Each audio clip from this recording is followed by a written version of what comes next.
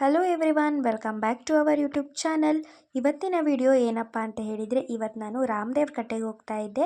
ನಾನು first time ಅಲ್ಲಿಗೆ ಹೋಗ್ತಾ ಇರೋದು, ಅದಕ್ಕೋಸ್ಕರ ಒಂದು ಪುಟ್ಟದಾಗಿ ವಿಡಿಯೋನ ಮಾಡ್ಕೊಳ್ಳೋಣ ಅಂದ್ಬಿಟ್ಟು ಸೊ ಅದನ್ನು ನಾನಿಲ್ಲಿ ಕ್ಯಾಪ್ಚರ್ ಮಾಡ್ಕೊಂಡಿದ್ದೆ.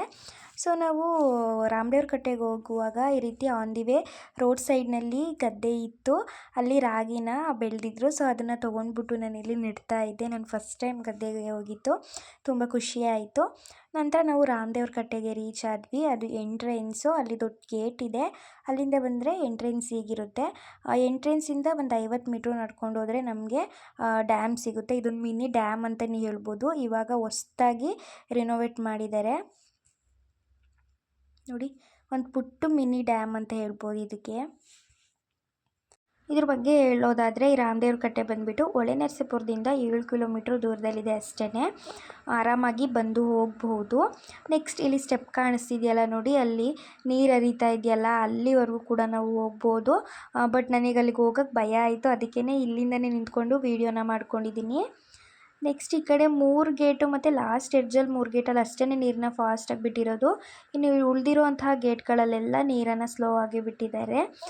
ಇದಕ್ಕೆ ಹೇಮಾವತಿ ಡ್ಯಾಮ್ ನೀರು ಕೂಡ ಅಟ್ಯಾಚ್ ಆಗುತ್ತೆ. ಸೊ ಅಲ್ಲಿ ನೀರು ಬಿಟ್ಟಾಗ ಅದು ಇಲ್ಲಿಗೇ ಬರುತ್ತೆ. ನೆಕ್ಸ್ಟ್ ಇಲ್ಲಿ ವಾಕ್ ಮಾಡ್ಬೋದು. ವಾಕ್ ಮಾಡೋದಕ್ಕೆಲ್ಲ ಚೆನ್ನಾಗಿದೆ ನೋಡಿ. ಇದು ಬ್ಯಾಕ್ ವಾಟರು. ಮಾತ್ರ ಸಖತ್ ಬಿಸಿಲಿತ್ತು, ನಿಲ್ಲಕ್ಕಂತೂ ಆಗ್ತಿರ್ಲಿಲ್ಲ. ಅಲ್ಲಿ ಮುಂದೆ ವಾಕ್ ಮಾಡೋಣ ಅಂತ ಹೋದ್ವಿ, ಅಲ್ಲಿ ವಾಚ್ಮನ್ ಅಂಕಲ್ ಬಿಡಲಿಲ್ಲ. ಹಾಗಾಗಿ ಇಲ್ಲಿಂದನೇ ನಾನು ವೀಡಿಯೋನ ಮಾಡಿಕೊಂಡೆ. ನೆಕ್ಸ್ಟ್ ಇಲ್ಲಿಂದ ಸ್ವಲ್ಪ ಮುಂದೆ ಬಂದು ಲೆಫ್ಟಿಗೆ ಹೋದರೆ ಈ ರೀತಿ ಗೇಮ್ಸ್ ಆಡಬಹುದು. ದೊಡ್ಡವರು ಚಿಕ್ಕವರು ಅಂತ ಇಲ್ಲ, ಯಾರು ಬೇಕಾದರೂ ಈ ಗೇಮ್ಸ್ಗಳನ್ನ ಆಡ್ಬೋದು, ಎಂಜಾಯ್ ಮಾಡ್ಬೋದು. ಮಾತ್ರ ಒನ್ ಡೇ ಪಿಕ್ನಿಕ್ ಪ್ಲ್ಯಾನ್ ಮಾಡಿದ್ರೆ ತುಂಬ ಚೆನ್ನಾಗಿ ಎಂಜಾಯ್ ಮಾಡಬಹುದು.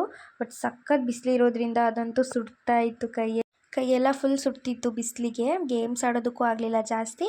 ಒಂದೆರಡು ಹಾಗೇನೆ ಗೇಮ್ಸ್ ಆಡಿಕೊಂಡು ಅಲ್ಲಿಂದ ರಿಟರ್ನ್ ಹೊರಡೋಣ ಅಂತ ಬಂದ್ವಿ. ನಾವು ರಿಟರ್ನ್ ಬರುವಾಗ ನೋಡಿ, ನಾನು ಗದ್ದೆ ತೋರಿಸಿದ್ನಲ್ಲ ಸ್ಟಾರ್ಟಿಂಗು, ಅದ್ರ ಸ್ವಲ್ಪ ಮುಂದೆ ಬಿಟ್ಬಿಟ್ಟು ಈ ರೀತಿ ಏಡಿಗಳನ್ನ ಮಾರ್ತಾಯಿದ್ರು. ಅಲ್ಲೇ ಹಿಡಿದ್ಬಿಟ್ಟು ಗದ್ದೆಯಲ್ಲೇ ಫ್ರೆಶ್ಶಾಗಿ ಮಾರ್ತಾರೆ, ಚೆನ್ನಾಗಿರುತ್ತೆ ಏಡಿ. ಹಾಗೆಯೇ ನೋಡಿ, ನನ್ನ ಗಾಗಲ್ ಹಿಡ್ಕೊಂಬಿಟ್ಟಿತ್ತು. ಇದಂತೂ ಒಂದು 10 ನಿಮಿಷ ಆದರೂ ಬಿಟ್ಟೇ ಇರಲಿಲ್ಲ. ಅದೇ ಆಗಿ ಬಿಡಲಿ ಅಂತ ವೆಯ್ಟ್ ಮಾಡ್ತಿದ್ವಿ. ಅದು ಕೊನೆಗೂ ಬಿಟ್ಬಿಡ್ತು ಹೆಂಗೋ. ಸ್ವಲ್ಪ ಸ್ಕ್ರ್ಯಾಚ್ ಎಲ್ಲ ಆಗಿತ್ತು ಅದು. ನಂತರ ಏಡಿನ ತೊಗೊಂಡು ಅಲ್ಲಿಂದ ಓಡ್ವಿ. ಓಕೆ ಫ್ರೆಂಡ್ಸ್, ಇದಾಗಿತ್ತು ಇವತ್ತಿನ ಪುಟ್ಟ ವಿಡಿಯೋ. ಈ ವಿಡಿಯೋ ಇಷ್ಟ ಆಗಿದರೆ ಲೈಕ್, ಕಮೆಂಟ್, ಶೇರ್ ಮಾಡಿ. ಮರಿದೇ ನನ್ನ ಚಾನಲ್ಗೆ ಸಬ್ಸ್ಕ್ರೈಬ್ ಮಾಡ್ಕೊಳ್ಳಿ. Thank you for watching.